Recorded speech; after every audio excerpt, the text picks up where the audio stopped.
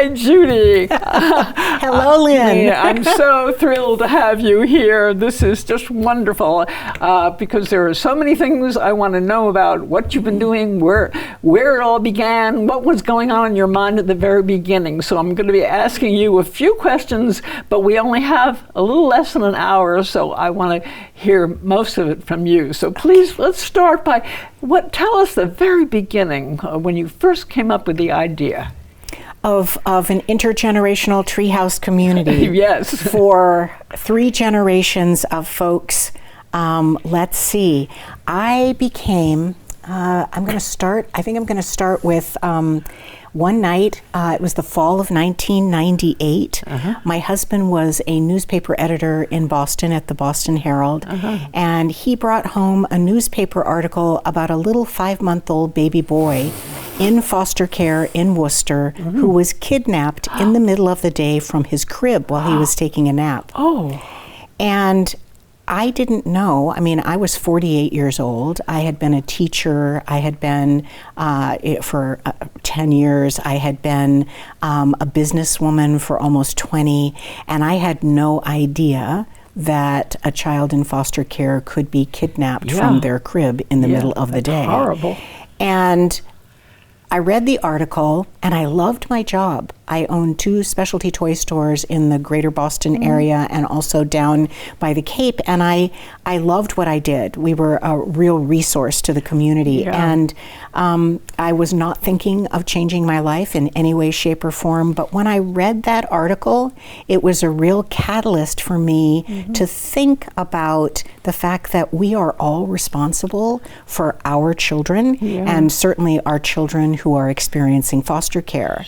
And so my kids were 12 and 18 at the time, our kids were, and they were putting their dishes in the sink, and I read the article and said, could you come back? I would love to have a conversation with you about this article, but also ask you the question, what are we going to do to make sure that this kind of thing doesn't happen in the future? So we had a big conversation as a family. We had a family meeting, and then we decided that we would become a foster family. And so we called the Department of Children and Families the next day and took the courses that you need to take, and we had a home study. And then the day after we finished our classes, I was at work at my specialty toy store in Brookline, Massachusetts, and I was in the basement just gathering all kinds of things to take up and make the store look pretty. And there was a phone call from the social worker who had taught our class, and she said, you know, I have an opportunity for you to become a foster family. Would you like to take this opportunity? And she explained it to us. And I called my husband, Arthur, and we both said yes. And then I went to pick my daughter up, who was in the 7th grade at a local middle school. And we went home. And within 2 hours, we were a foster family. Wow, that was quick. Yes, it was like my daughter and I drove in because we had to stop and get high chairs, high chairs, diapers, formula, all those things that I didn't have in my home. Oh, you didn't have them in your store. No, right. I didn't carry those things. And so we stopped and got all those things, car seats, and then brought them home. As we drove into our driveway, the social workers drove in behind us. And then my husband drove in and jumped out and started taking pictures. So I came into the world of child welfare not knowing anything really, Lynn. I wanted to help. We wanted to be a resource. And so I began, I kind of walked in to the first family visit and saw lots of kids and social workers and lots of adults. They were either biological parents or foster adoptive parents, guardians, relative caregivers. And so I saw all these people, but what I didn't see was us. And, you know, having raised my children in what I consider to be the land of opportunity, I felt like I had one foot in the land of opportunity where opportunities and resources were available to families and to children, and the other foot now in the land of child welfare where there wasn't much opportunity and there weren't very many resources. And so and kind of straddling those two worlds, I began to re-envision foster care in America. And I started reading everything I could get my hands on and talking to as many people as I could, talking to young people living in foster care, talking to birth parents, foster parents, adoptive parents, talking to lawyers and researchers and philanthropists to find out, we're spending $35 billion every year in this country on our child welfare system. What are we doing? And it wasn't working. What are we doing? And what are the outcomes? And what I learned three things pretty much in the first 6 months. And that is that we've set our child welfare system up to fail. We say, here, you are responsible for our most vulnerable children and families. Keep them safe. We're going to give you a little bit of money, not enough, but a little bit. And then we're going to turn and walk away, and we're only going to pay attention when something goes wrong. Right. And so that paradigm leads to all kinds of horrible outcomes. And one of those outcomes is 25,000 young people aging out of foster care alone without family and community connections and becoming the next generation of poor and homeless Americans. And that statistic, which I remember very distinctly a lawyer saying to me, this has been the reality for the entire 25 years that I have worked for the Department of Children and Families. Now, you had said to me before that there was another child, there was a second child. What was that one about? Yes, there have been children, but this is about the outcomes for all kids. And so that was really important for me to hear from him, that for the 25 years that he'd been doing the work, that had been the reality, 25,000 young people aging out every year. And I can say that in the 20 years that I've been doing the work, it's still the same reality. So that's a 50-year span. So that was the statistic that really grabbed me by the ankle. You said, what's the genesis? That statistic is the genesis of the intergenerational treehouse community. So you took this baby, right? I took, I welcomed this beautiful baby who is now my 24-year-old daughter. Wow. And she was an amazing teacher for me. She and her family, her siblings, her parents, etc. And I just began learning on the front lines of being a foster parent. So I decided what I wanted to do was to sell my businesses and become a full-time advocate and advocate for a new way of caring for children and a new way of moving children out of the public foster care system so they would never be at risk of aging out alone. So when did you start thinking that this new way may actually become a village? I would say I sold my businesses in 2001, 2002, probably 2002, because what I did then, after I did all that reading and kind of, understood what the situation was, I went to speak to Harry Spence, who was the commissioner at the Department of Children and Families. And I said, I would love to support the work of the department if you would like me to. I'm re-envisioning foster care in America. I'm sure he thought I was nuts. Well, they certainly didn't think this about woman? They didn't think about a village. No, of course not. And I said to him, I'd love to start with an intergenerational community for families who would be adopting children from the public foster care system and older adults who would be supporting the families and supporting one another. And he leaned across the table, Lynn, and he said, yes, please. Because he understood the importance. If kids can't stay home and they can't go home, they need to find home. So that they're not languishing in care and then just aging out by themselves. Those statistics, that statistic leads to homelessness, incarceration, teen parenting, lives of poverty. So we really wanted to dissolve that pipeline. So what was your next step then in trying to create a treehouse? So I spoke with Harry, which was wonderful. And then I said to him, with your permission, everything I read in the quarterly DCF reports says that the largest number of children living in foster care reside in Western Massachusetts. And so I'd like to begin there. Wow. And he said, yes, please. Wow. So I got in my car the next day. I'm on my 6th car.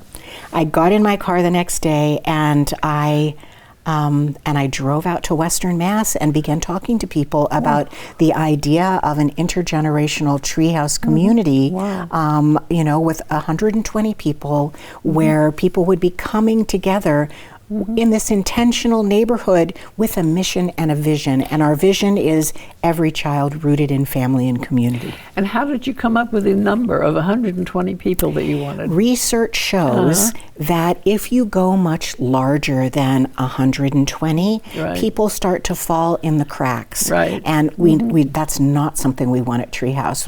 This is a model that's all about relationships. This is a model where one generation helps another. And in order to do that, in order to build those relationships, as you know, you need to really know your neighbors. You really need to know the on-site staff. You really need to build trust. I was just reading some statistics recently, and I found that all of the studies seem to show that about 100 people or so, give or take, made the perfect number of people that could make a community. Yes. So this has really worked out very successfully. Yes. Yeah, it's a really nice number. Yeah. And so Harry Spence, after I found land here, there were probably 250 people who came together in Western Mass who were advocates of our intergenerational community model, people who were champions for it and ambassadors for it. And so I found a site in Easthampton next to the White Brook Middle School. And it was Mayor Mike Tosnick who showed me that site. Really? And I approached the owners and told them about our vision. And they said, yes, they would sell the land to us. Beacon Communities, our housing partner, helped us purchase the land. And then we started designing and building. And in 2 years, we started welcoming children, youth, families, and older adults to live at Treehouse. That's amazing to do all of that, to find the land and all of these different aspects. Yes, and I think I'd heard a while ago, I think that you had mentioned something about the owner of the land who said that he was a bit reluctant to sell his land to anybody else, but when he heard your story, he was so impressed that he wanted you to have the land. It was really a very fun story. So I made an appointment to meet with the owners of the land. Very lovely people who lived in Holyoke, and I drove out to meet them. And at that time, it was a hayfield. The Treehouse Circle was a hayfield, and so I drove down the road into the hayfield, and there was a gentleman in a blue truck who was haying the field. And I went up to him and I said, "Hi, my name is Judy Cockerton. I'm here to meet so and so." And he said, "Oh yes, Mrs. So and so said she is going to be meeting you at the front of the property." And I said, "Wonderful." So I drove back up and I parked my car and I waited for her to come. And while I was waiting, the blue pickup truck came and parked next to me. And, this lovely woman comes down and she starts laughing when she gets out of her car. And so I introduced myself and I said, what's funny? And she said, "This is my husband. And if he didn't like the way you looked, he wasn't going to give you a tour of the land." And so I laughed and I said, "What did you think I was going to look like?" And he said, "Well, you're from Boston, so I didn't know who you would be or he said, "I just had to check you out." And there I was in my muck boots and my pants and my shirt and my sweatshirt. And he saw me for who I really am. So that's lovely. I passed the test. Yeah, that's wonderful. That's beautiful. Yes. Yeah. So you started Treehouse, and you did this in just 2 years. You were able to see the first person, and then afterwards you started many other things. After Treehouse was completed, there were there was the Heroes program. Tell me about some of these other things that you did. Sure. So we began, and let me just say that it certainly wasn't me. Teamwork makes the dream work. And so it was our housing partner, Beacon Communities. It was our child welfare partner at the time, Berkshire Children and Families. It was the Treehouse Foundation, all collaboratively working together. And so everybody together made it happen. And then when people were coming and community members, we had over 100 community members ranging in age from newborns to 91. Wow. And you are 91 now, but you were not 91 when you moved in 17 years ago. And so we began doing all kinds of community building, and wonderful relationships, as you know, started to happen. And one of the things that we did was we launched our Re-envisioning Foster Care in America movement in 2010. So we opened in 2006, and there are 12 3, 4, and 5 bedroom family townhouses on Treehouse Circle, and 48 elder cottages. And so we made sure that everybody was connecting in beautiful ways. And then in 2010, we launched our Re-envisioning Foster Care in America movement. And a local philanthropist, very visionary, read a blog post about that I wrote about re-envisioning foster care in America. And she drove over to Treehouse and she said, let's do it. And let's launch it with a conference. So we launched our first conference in Holyoke. And this fall, this November, we're having our 9th conference in Boston at the Edward M. Kennedy Institute. That's very exciting. So we're very excited by that. So at that first conference, people throughout the region talked about, what do we want to stop? What do we want to start, and what do we want to continue? And their DCF leadership was there, as well as just a whole group of stakeholders from the region. And one of the things that people said was that there was a huge need for a year-round youth leadership program. And was there anyone who would take that on? And so the Treehouse Foundation, we raised our hand and we said, we'll take that on. And so we launched Heroes, the Heroes Youth Leadership Program in 2011. And that is for young people ages 14 to 24 who've experienced foster care. Maybe they've been adopted, maybe they are still living in foster care, and it's year-round programming to support their leadership development and their employment, education, life skills development. And so that's a 13-year-old program. 12-year-olds. now. 12-year-old program. Well, we've had many of the meetings at Treehouse, and I've met these young people. It's been wonderful for them. And one of the things that I have loved about Heroes is that pre-COVID, and we're just starting it back up this month, pre-COVID we had, Heroes did this Youth Truth presentation. Do you remember that? Where they would go to the State House, they would go to local stages, whether it was at HCC or Holyoke High School, and they would get on the stage and they would do their presentation. And they would share with people what their hopes and dreams for their lives and futures are. That was very beautiful. Very beautiful. And every year it was slightly different because it would be different Heroes youth leaders involved. And they also went to the Department of Children and Families and shared the presentation with social workers. That's perfect. So we, during COVID, of course, they couldn't come together to create their presentation. And we partnered with Enchanted Circle Theater between 2011 and 2020 to do those presentations. Now we're partnering again with Priscilla Hellweg, who was the wonderful executive director of Enchanted and is now has now retired and started a new organization called Arts Integration. And so we're partnering with her again in order to make this the second round, the second chapter. I was looking forward to going to the program happen. this afternoon, but unfortunately I had to go to the doctor today. Yeah, it's hard to get an appointment. Of course it is. Of course it is. That's a shame. Now you also did the suitcase project. That was wonderful. Absolutely. So I think we started in maybe 2008. So typically, I remember this very well, when the social workers drove into our driveway and opened the door and introduced me to my youngest daughter, they took out a huge trash bag and put it on the in the driveway, and they said, "This is her belongings. You can go through those belongings when you have time." And I just thought to myself, "Wow!"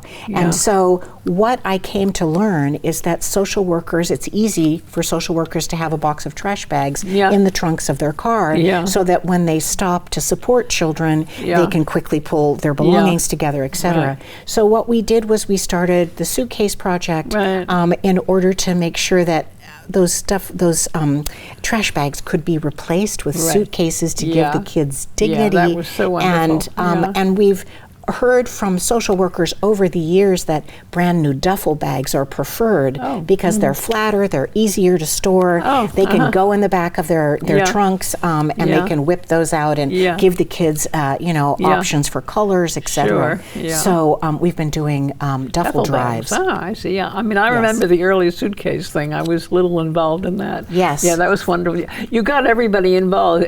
All the residents of Treehouse somehow got involved in everything. Absolutely. It's been so wonderful to have all of the support of Treehouse community members for anything that we do. I just feel like, if we were doing REFCA workshops, Re-envisioning Foster Care in America workshops at Treehouse, if we were doing any of the REFCA conferences, you all came. I'm hoping that folks will get on the bus on November 3rd at Treehouse at 6 a.m. and drive in and participate, because this year's conference has 31 REFCA champions who are all lived experience leaders sharing their award-winning ideas for how to transform child welfare and make it a more just and equitable system. That's wonderful.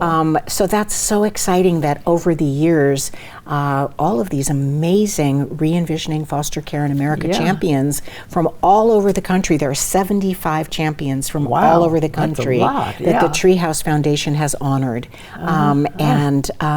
So really exciting to hear their expertise and their wisdom and their great ideas. So you're talking about a lot of expansive things that are happening, and I know that I've heard one of the very exciting things is we're going to have a new Treehouse. Can you tell us about this new one? Yes. So we are fortunate to partner with Two Life Communities, which is an affordable housing developer in the greater Boston area.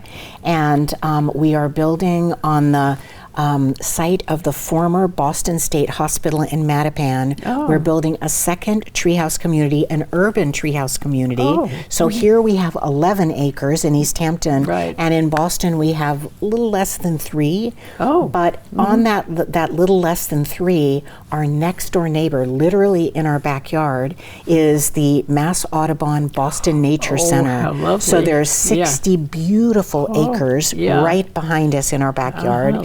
And all kinds of great intergenerational programming.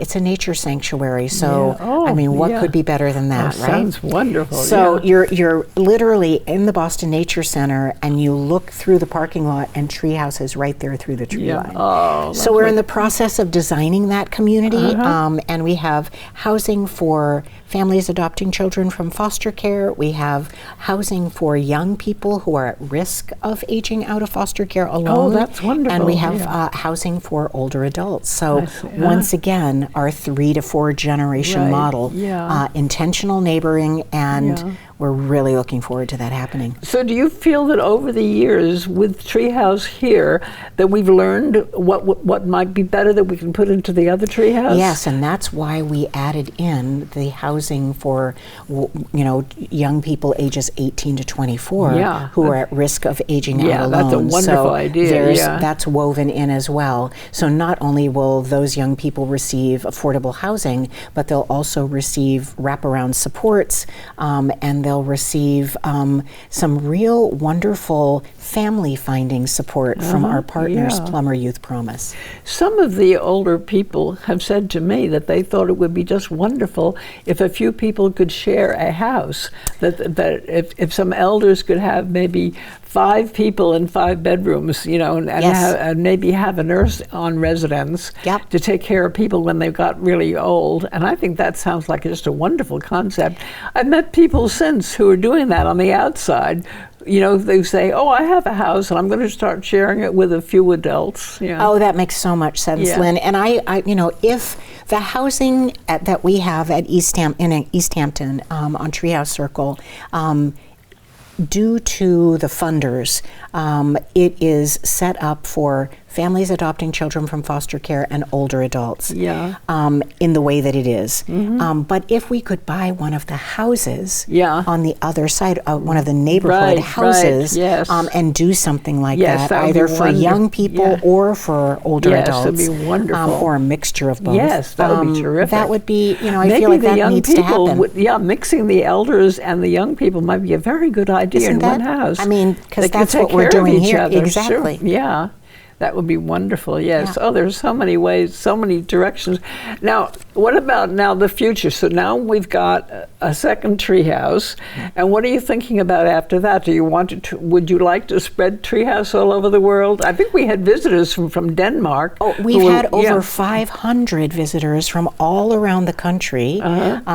Come to Treehouse in Easthampton Right. because they've heard about it, they've read about it in their textbooks, Yeah. they've heard about Yeah. it from their teachers or from from the media, somehow on the media, Right. and so they come because they want to find out. Some of these are people who and organizations who want to build Treehouse inspired communities, and we work with them to do that. Right. We consult with them so that they can build communities. There's been a community built in Portland, Oregon, called Bridge Meadows, and their whole team came out to Easthampton to make sure that they understood the model. Wasn't that group in Hope Meadows, weren't they before Treehouse? So Hope Meadows was different. This is Bridge Meadows in Bridge- Portland. oh, I see, yeah. And then there have been folks from Missouri, folks from Arizona, folks from upstate New York, folks from Atlanta. So there are people from all over the country who are very interested in intergenerational treehouse community living and how we do it, what the model is, what's our secret sauce, right? Yeah, right. How do we, because intergenerational community living is different from intergenerational programming. Oh, absolutely. So Yes, someone was right. talking to me about, we do intergenerational programming. I said, tell me about that. Yeah. And they said, we put kids on a bus and we bus them in, and then the kids are there for like an hour or so, Yeah. and then they go home. Yeah. And I said, right. I said, this is different because in each house, this is a neighborhood, an Right. intentional neighborhood, Right. where as people are coming out of their house in the morning, afternoon, or evening, Yeah. they're connecting with neighbors of all ages, and there's a mission. There's an actual mission and a Right, vision. right, And so it makes it a little bit different than intergenerational. We're not busing Right, that's anybody in true. and out. So People over are the living years, together. we've had 17 years now there to experiment and perhaps try variations on a theme, I guess. And what would you say are the things that you may have decided over the years, some things maybe didn't work as well and that you wanted to change? What kind of things did you want changed over the years? Or was it all perfect? No, nothing's ever. I mean, perfect is the enemy of good, right? Right. I think that it all depends. What we've learned is, and certainly grace and flexibility is our motto.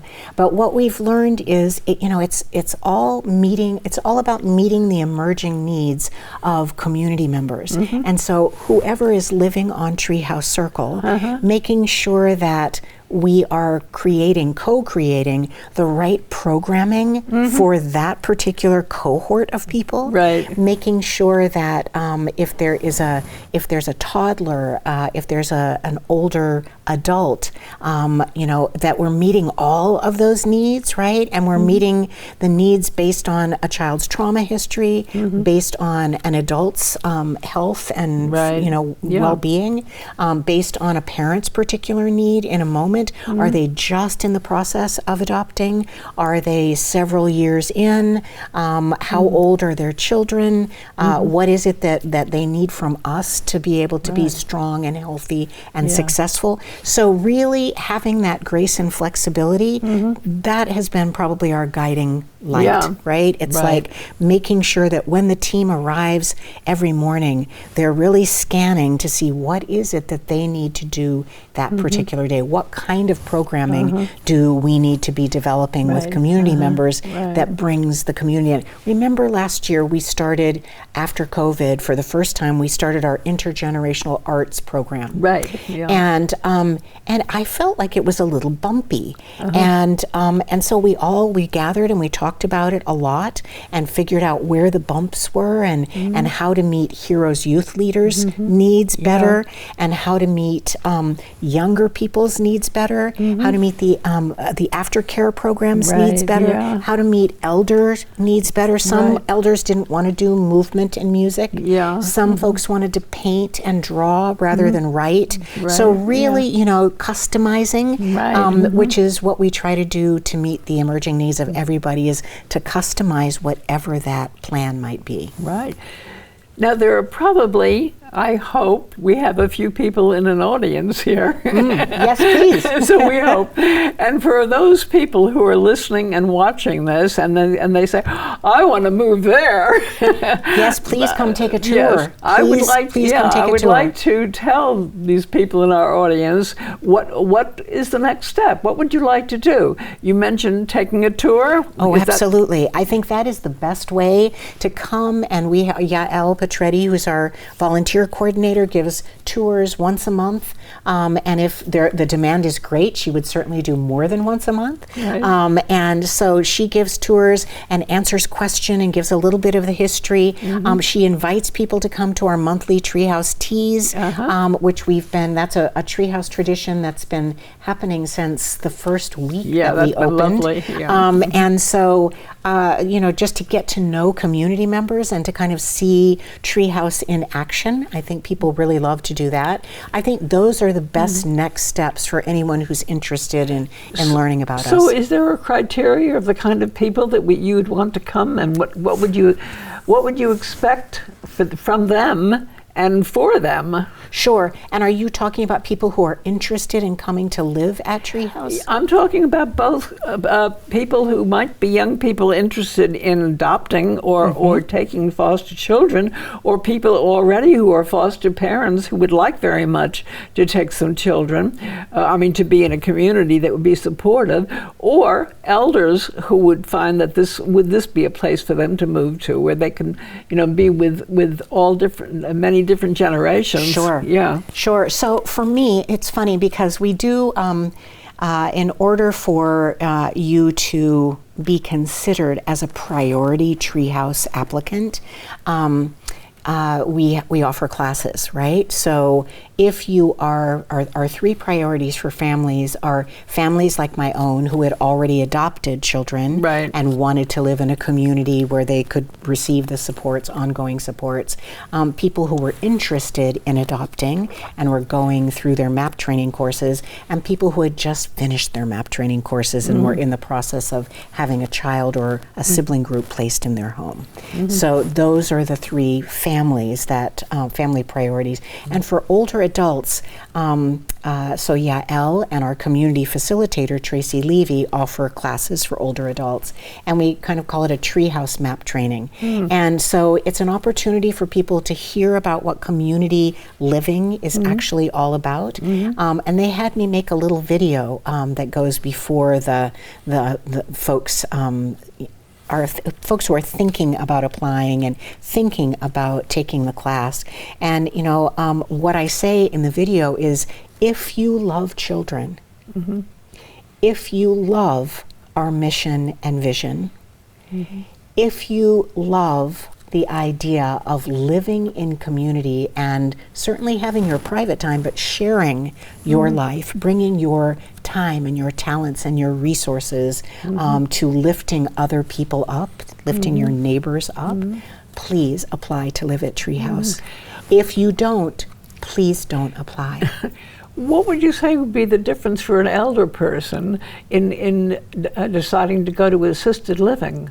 Why would they what's the difference between assisted living and Treehouse? Well, you can answer that better than I can because you've lived there for 17 years. But I feel like as an older adult myself, if I had a choice between a Treehouse community and assisted living, I'd choose the Treehouse community because I love kids. I love people. I want to be engaged with people of all ages, and I want to be active. I want to live a life of meaning and purpose. Right. I want to give back. I want to leave a legacy. I want to make sure that the next generation has everything they need to succeed, and I want to be with like-minded people. So that would be what Treehouse would offer me. Assisted living would be fine, but it couldn't offer me all those extra things. Right. You said before you turned 85, I think, you said, I never thought that at this age I would be cherished, seen, valued, loved, and appreciated. And at Treehouse, I feel all these things. I would like that as well. And I would like that for many, many more people. I just feel like older Americans deserve to have that option. Right. Well, I think that the difference for me would be, because I've talked to a lot of people who move to assisted living, is it's really, it's all take. There's no give and take. And they're in a situation, where they're given this opportunity and given that opportunity, but they don't have the opportunity to be useful, to have purpose. And I think that purpose in life is an extremely important thing. And once we find a purpose of some sort in our lives, something that really has meaning that we can give back to this world, then I think that this creates the deep satisfaction and happiness that people are trying to always find all their lives. I agree. That purpose, to find your purpose. 100%. I agree. Yeah. I agree. Yeah. We're kindred spirits. Yeah. I've talked to some people, and they say, well, I like Treehouse because I like my apartment very much. It's got a washer and dryer that's built in. Well, that's good too. Yeah. That's all good too. I mean, you need to create a community that is easy to live in, that is beautiful, that is responsive, and where someone, I love the fact that at Treehouse, you don't have to cut your lawn, you don't have to shovel, you don't have to shovel your walks. Too, yes. I mean, that's all a value add, right? Oh, absolutely. But the real hook for me, for an intergenerational Treehouse community, is living a life of meaning and purpose as an older absolutely. adult. And as a parent, as a foster adoptive parent, having the supports around you so that your family can successfully launch out into the world. That's right. And be productive and healthy and whole and thrive. Absolutely. I mean, Treehouse is about thriving. All three and generations. Treehouse does allow everybody there to thrive, and people there are some people who are more introverted and they want to stay by themselves, but there are some people who have great skills. They may be very good in we have a community garden, and they may be very good in the community garden, but not like to come to meetings, or they may be a very good artist of one sort or another. We have one man who uses his art to make cards for everybody's birthday and occasion, which is very lovely. So everybody has the opportunity to use their particular skill. We have a few people who are terrific cooks, and they do a lot of the cooking, and they're terrific.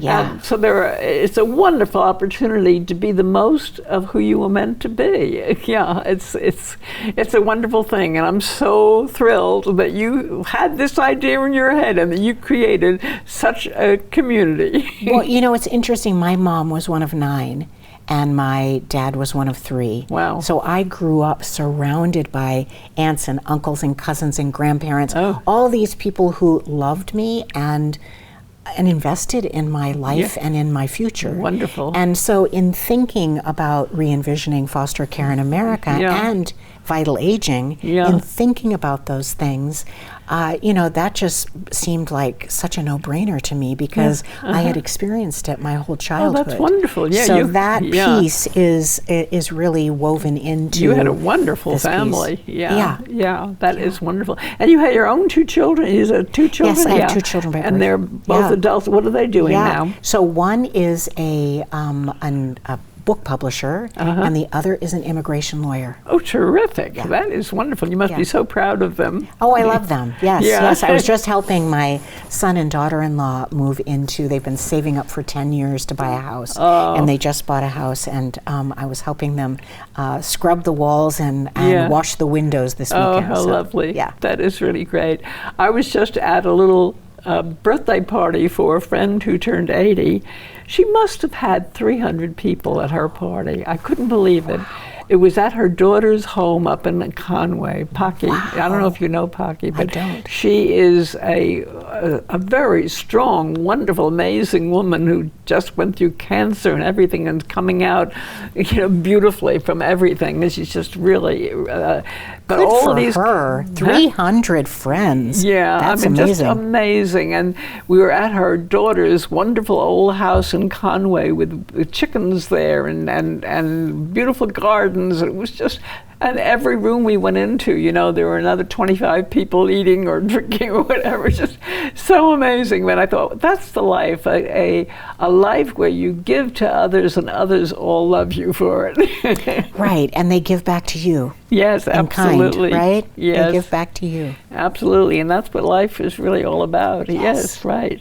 Yes. Well, I think this has been a wonderful time with you. I'm so glad that you came, Judy. Thank you It's so really, much for really inviting wonderful. me, Lynn. I'm Thank you delighted. Thank you so I'm much, delighted Judy. to have known you for the past 17 years Yeah. and that you have shared your incredible energy and kindness and generosity and heart with everyone on Treehouse Circle. Thank you for that. Thank you so much. Well, it's just amazing what you've done, and I'm all for helping you spread the word. Thank so you. That we have a treehouse. What we need is a treehouse in every country of the world. Oh, yes, and in every state in the United Right, States right. and, all across Massachusetts. I feel like if we could have 5 or Yeah, 6 right. treehouse communities in the Commonwealth, so many more Right. people would be able to Right. rise and thrive. So the next thing we're going to be doing is working on the film. Yes. Yeah, that'll Yes. do it. Yes, yes, Okay. please. Okay. As thank Harry you. Spence says, yes, please. Yeah. Thank you. Thank you. To find out more about our intergenerational community, just go to treehousefoundation.net.